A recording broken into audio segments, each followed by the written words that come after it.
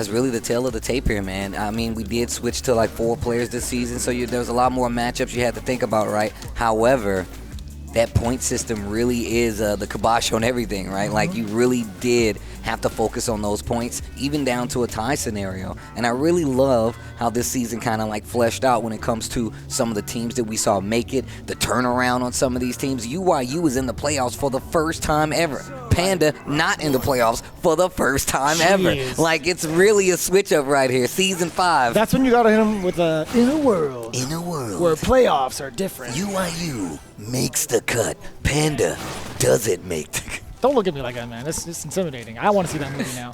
All right, we will see that movie next week. We will see that movie next week for sure. Coming to a stream near you, featuring CLG. Oh boy. I gotta say, man, like, HotDog does a great job of sticking to this character and still utilizing the tools that he's given. I think he does one of the better jobs throughout the world as Bison. One thing that's so imperative is like knowing how to maintain your charges, mask your charges, if you will, and also being able to scissor kick at the right distances. Take throw for the closeout. Yeah, that slow walk speed of Bison, you're going to eat a lot of throws, but it's more because this man Bison is plus on everything, bro. They gave him plus on everything. Okay, EX gets the knockdown.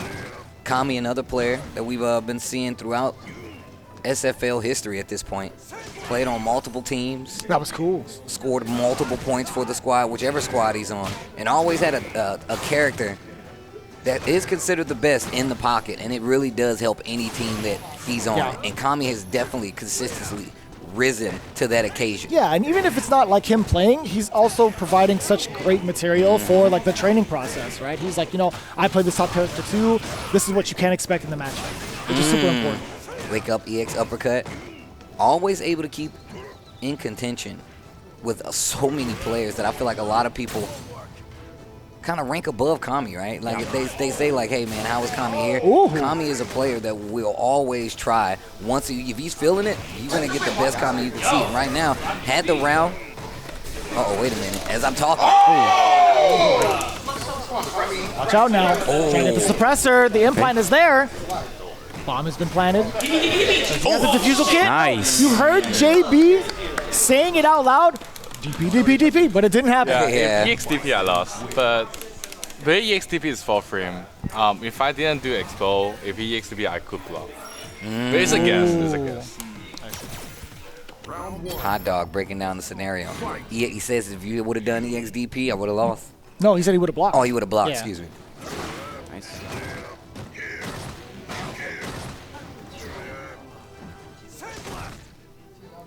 Back to this range game again. Oh, plus frames. Again, you talked about the range game. I think, you know, HotDog does a fantastic job of switching between like the normals he wants to use on defense and offense. I think medium kick has been a huge deterrent to either like stop the dashes or keep them standing still, so he could initiate his offense even further. It's a great measuring tool, right? Like, use medium kick and then use scissor kicks to pursue even afterwards. Oh my God, you don't need a measuring tool for that. EX scissors finds the mark. HotDog in control, gets hit by the EX. Kami dashes out of the corner. Back throw from HotDog. Once again, these first 2 team battles are always 1st to 2. Those first 2 games, oof. Plus frames afterwards. Ooh. Again, we talked about that medium kick. It keeps the opponent locked down. Now out of there, doesn't really need to risk anything. Medium kick is going to be like, yeah, that's going to be the normal to set it off. And that's the trade, too. Worked out in HotDog's favor. One more round gets 10 points on the board. Not sure what that's going to do. Nothing, Steve. Nothing.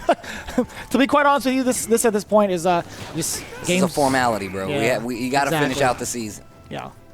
But I will say, man, these guys both have done a fantastic job. Like, watching HotDog take down one of the greatest in the world, like IDOM, or at least try to, in a very close manner. I think, you know, HotDog was the closest to making IDOM bleed significantly in his matchups.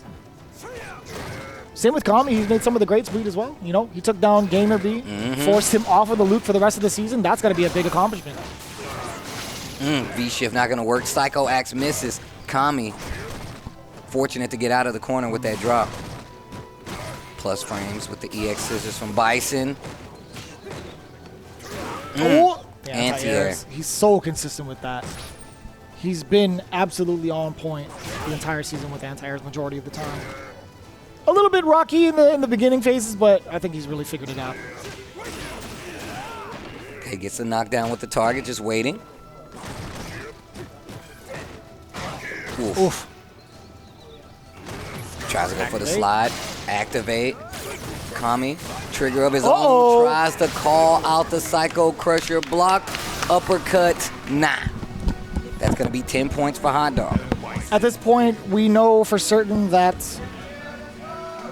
there won't be a tiebreaker scenario, nor will there be anything else on the line for either of these teams. Nephew is coming up next to be the anchor, knowing full well that Ajax Fidelity is going to be the final member here at Red Rooster. It's going to be a pretty good practice session, I will say, though. This is going to be something that's going to be like a data for the future, because this ed is definitely something to keep track of until Street Fighter 6 comes out. Also, for Nephew, this is still a chance for him to get points on the board for the season.